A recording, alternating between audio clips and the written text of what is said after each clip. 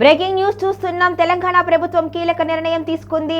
జీహెచ్ఎంసీని 3 భాగాలుగా విభజిస్తూ 3 కార్పొరేషన్లుగా విభజిస్తూ అధికారిక ఉత్తర్వులు అయితే జారీ చేసింది.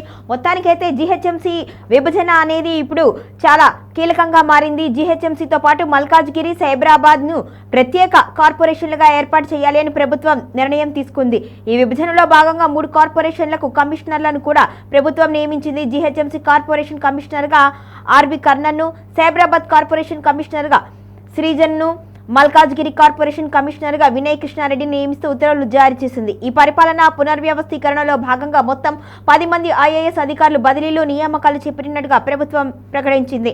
పట్టణ పరిపాలన మరింత సమర్థవంతంగా ప్రజలకు దగ్గరగా ఉండేగా ఈ విభజన చేపట్టినట్టుగా ప్రభుత్వ వర్గాలు చెబుతున్నాయి. ఇదిలా ఉండగా తెలంగాణ ప్రభుత్వం మరో కీలక నియామకం కూడా చేసింది.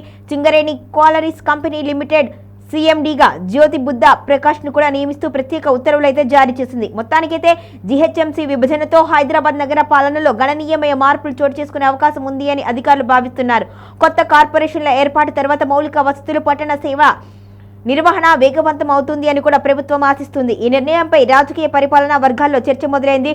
జీహెచ్ఎంసీ విభజన వలన పట్టణాభివృద్ధి ఎలాంటి ప్రభావం ఉంటుంది అనేది కూడా ఇంకా స్పష్టత రాలేదు. మొత్తానికైతే జీహెచ్ఎంసీ మల్కాజ్గిరి, సైబరాబాద్ గా 3 కార్పొరేషన్లు విభజించడం అనేది కాంగ్రెస్ ప్రభుత్వం మంచి మార్పు అని భావిస్తుంది.